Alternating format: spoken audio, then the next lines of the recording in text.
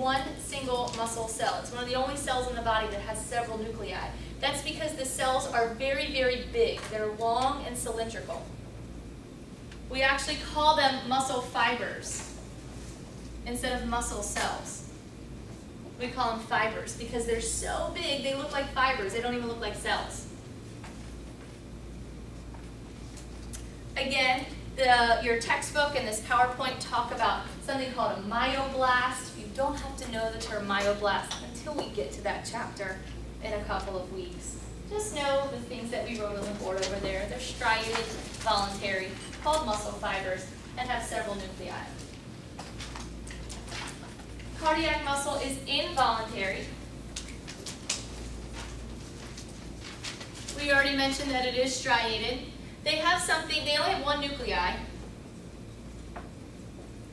and they have something called an intercalated disc. An intercalated disc is kind of like the cells holding hands so they can contract all at the same time. Right? Think about what your cardiac cells have to do, right? They're beating your heart, right? And so if they all connect in this way with these intercalated discs, they can kind of say, okay, 1, 2, 3, contract. 1, 2, 3, contract, right? And so these intercalated discs help them do that. And so that's one of their specializations. One of the other things about cardiac muscle cells is that they're branched. So they actually can kind of fork off and fuse, and whereas the skeletal muscle cells are very long and cylindrical and straight, our cardiac muscle cells are branched. So you see here how they kind of fork off and rejoin and join others. And then these wiggly lines here on the cartoon and these dark dashed lines on the actual microscope picture, those are the intercalated discs, so the special junctions in between these cardiac cells. Smooth muscle, these are more spindle-shaped or tapered, right? They only have one nuclei. These are also involuntary. As we said before, there's no striation, so they're not striped. These are lining all of our hollow organs. Uterus, stomach, right? The urinary bladder, blood vessels, parts of our skin all have smooth muscle on them. And so, again, we'll talk more about these within each individual organ as we learn them. So there's smooth muscle. Kind of looks like dense regular connective tissue. The only difference is there's actually cells here with a stained nucleus. Dense regular connective tissue is mostly just the pink lines. So the very last one is nervous tissue. And we talked about this one a little bit last night. Nervous tissue is made of two types of cells, neurons and neuroglia. Neurons are the actual nerve cells themselves. Whereas neuroglia is kind of like the supporting cells. Those are the cells that are there making sure the neuron has what it needs.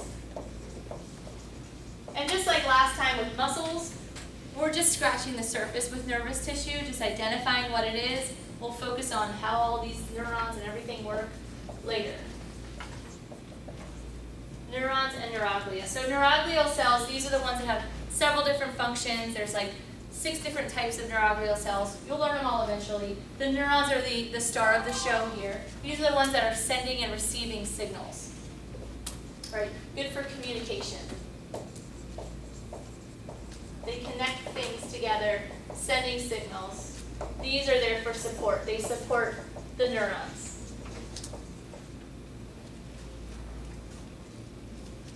So there's a couple parts of a neuron, and we went through these last night. I showed you them on the model. Sometimes it's helpful to draw them out. It's going to look something like this.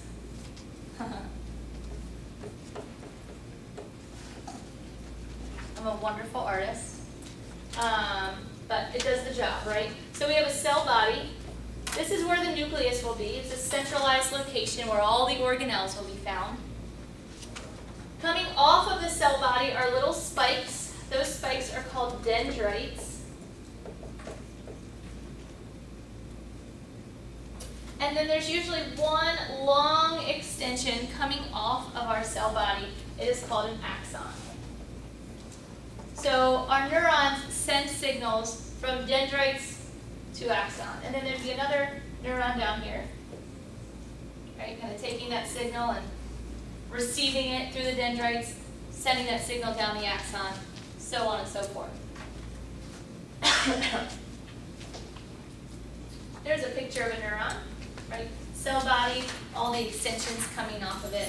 I wouldn't expect you to be able to tell me which extension is the axon and which extension is the dendrite. That's way, way beyond the scope of this chapter, at least. Maybe eventually, but for now, definitely not. But just know that that's a neuron in lab. That's all you need to know. The neuroglial cells are there for various functions. Anchoring, they help root things and hold them in place. They help monitor and detect changes in the extracellular fluid. They can actually speed up neural transmissions, and they can help circulate fluid around the brain and spinal cord. So these are able to divide through mitosis, but neurons cannot. So just like our adipocytes can't divide, our neurons can't divide either, which means you're slowly losing them throughout your lifetime. What makes you smarter and more intelligent as you grow and develop is that the neurons get bigger and they get more connections. They'll start to connect more, which is why we learn, how we learn. We don't learn by growing more neurons. Our neurons just make more connections. So we'll leave off here for today, and Tuesday we'll have our quiz on everything that we covered in today's lecture. And